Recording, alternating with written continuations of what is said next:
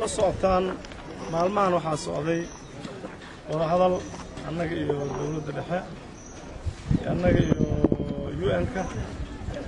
wada hadalkaas wuxuu ku saabsanaa wafdi ka socda koonfur galbeed inuu tago xamar wada hadalna uu la galo dawladda federaalka maanta marka waxaa diyaar ah wafdigii kooban ilaa iyo dhowr wasiir iyo wasiir ku-xigeenno ujeeddadaasna waxaa weeye in koonfur galbeed hawsheeda ay maaragtay si nadiifa u wadato oo maamulkeedii iyo dhaqaalaheedii iyo amnigii iyo maaragtay arrimihii bulshada sida uu dhigayo dastuurka qaranka wixii kaga aadan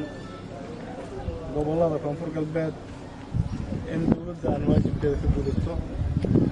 marka taas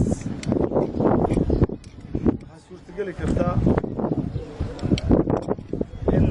si dastuuri ah loo wada hadlo oo loo wada xisaabtamo oo ogol yahayna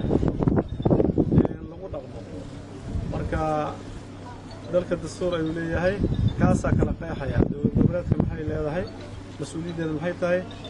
iyo dawladda dhexe duurkeedii marka annagoo ogol runtii una hoggaansan dastuurka qaranka dawladdan ay tahay dawladdeennii in marka meesha noogaga aadan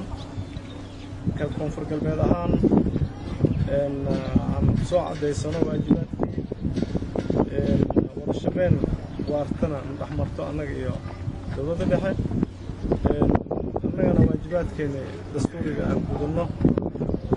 annagoo mudnaanta kooda siin doono arrimaha ammaanka gobollada iyo arrimaha dib-u-dhiska iyo horumarinta dhaqaalaha iyo bulshada marka annagoo ka wakiil ah shacabkeenni oo runtii niyad wanaagsan u hayo dardargelinta howlaha koonfur galbeed oo matalayno walaayadiisana aan wadano ayaan xamar tegaynaa amaanadii ay noo dhiibteenna waxaan ku dadaalaynaa inaan xafidno oo maaragtay aan ilaalinno ka turjumno ayaga isfahan iyo horumarna lasoo laabano haddii alla idmo waxaan caddaynaynaa in shacabkan koonfur galbeed maanta rabitaankiisii bannaanka dhigtay loona baahan yahay runtii fursad qaali ah oo midnimadiisa in laga faa'iidaysto oo dawladda dhexe ka faa'iidaysato caalamku ka faa'iidaysto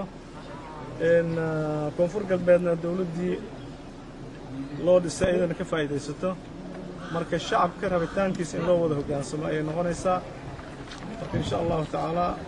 waxaan rajaynaynaa annagoo saacaddan hadda la joogo nala ka sugaayo caasimaddii taageerayaasha dowlad goboleed koonfur galbeed dhammaantooda meesha ay maaragtay calamadii ay ruxayaan oo soo dhoweynteena diyaar u ah inaan tagno salaan waa idin gaarsiinaynaa haddii alla idmo marka waxaan idinkaga tegaynaa du'a iyo dardaar hawshii halkeeda ku socoto dib-u-dhiskii ha socdo ammaankii isguddiisa marka lagu dadaalo midnimadii shacbiga maaragtay sideed ha ahaato annagana haddii alla idmo guushii aan la soo kulunno annagoo sidnaa idin imaanaynaa marka wafdiga waa ballaaran yahay aniga iyo madaxweyne ku-xigeenka hoggaaminaynaa insha allah marka waxaan idinka sugaynaa waxaa weeye haddii aad tihiin shacab iyo saxaafaddaba isku duubno iyo midnimo iyo ka turjumidda siyaasadda iyo rabitaanka shacabka koonfur galbeed wabillahi